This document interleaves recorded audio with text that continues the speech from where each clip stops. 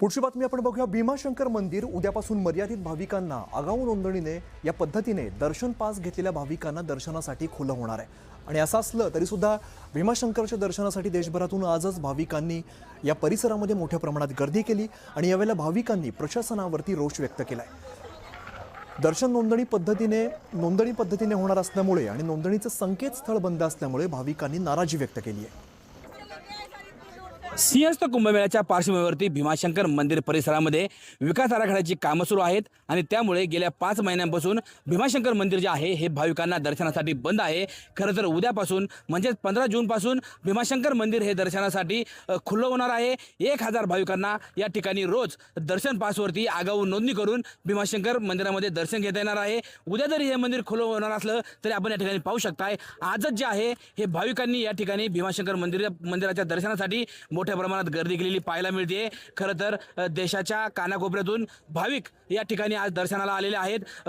जो भीमाशंकर मंदिराच्या वतीने किंवा प्रशासनाच्या वतीने या ठिकाणी दर्शनासाठी जी सुविधा करण्यात आली आहे, दर्शनासाठी रजिस्ट्रेशन करणं बंधनकारक करण्यात आले। मात्र रजिस्ट्रेशनसाठी देवस्थानची जी साईट आहे ही साईट रिस्पॉन्ड करत नाहीये, साईटवरती रजिस्ट्रेशन होत नाहीये। त्यामुळं डायरेक्ट गेल्यावरती या ठिकाणी दर्शन मिळेल या अपेक्षाने खरं तर भाविक या ठिकाणी गर्दी करतायत। खरं तर मंदिर उद्या सुरू होणार आहे, मात्र भाविकांनी आजच गर्दी केल्यामुळे पोलिसांनी जे आहे या भाविकांना 4 किलोमीटर अलीकडेच अडवलेलं आहे। आपल्यासोबत काही भाविक आहेत। काका काय सांगा, तुम्ही कुठून आलेत?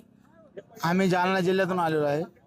4 किलोमीटर अलीकडेच थांबलेलं आहे। एस टी महामंडळमधून खालून लोक बसून वर जातात आणि ते म्हणतात स्थानिक लोक आहेत, पण खाली लोक गाड्या तिकडे लावून दर्शनाला वर जातात। खरं तर मंदिर उद्या सुरू होणार आहे, रजिस्ट्रेशन करणं गरजेचं होतं। मंदिर उद्या सुरू होणार आहे सकाळी 6 ते 7 ते 11 वाजता मंदिर आहे। आज 7-11 वाजता इथे येणं होतं का पुण्याहून इथं कुठून बी राहिलं तर झालं सुरू। खरं तर आपण पाहिलं या ठिकाणी जे भाविक आहेत हे भाविक या ठिकाणी खरं तर आता वैतागलेले आहेत। पोलीस जे आहे ते या ठिकाणी भाविकांना दर्शनासाठी सोडत नाहीत, त्यामुळे या भाविकांनी या ठिकाणी गोंधळ करायला सुरुवात केली आहे। आपण या ठिकाणी पाहू शकताय हे जे भाविक आहेत, आपण या ठिकाणी पाहू शकताय हे भाविकांनी या ठिकाणी गोंधळ करायला सुरुवात केली आहे आणि आता पोलीस नक्की काय निर्णय घेणार हे पाहणं महत्त्वाचं ठरणार आहे। खरं तर आपण या ठिकाणी पाहू शकताय पोलिसांनी जे आहे ते आता या ठिकाणी जे आहेत बॅरिकेड काढलेत आणि बॅरिकेड काढून भाविकांना जे आहे सध्या 4 किलोमीटर सोडण्यात आले। काय सांगा, काय निर्णय घेण्यात आलाय? तुम्ही आता भाविकांना सोडले?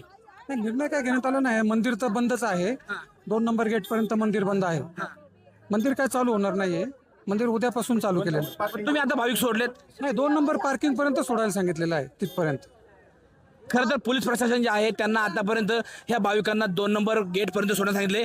मात्र 2 नंबर गेट पासून सुद्धा मंदिर 2 किलोमीटर लांब आहे आणि तिथून पुढे भाविकांना सोडण्यात येणार नाही। त्यामुळे भाविकांचा उद्रेक जो आहे तो या 2 नंबर गेटवरती सुद्धा पाहायला मिळू शकतो। सचिन तोडकर, न्यूज मराठी, भीमाशंकर, पुणे।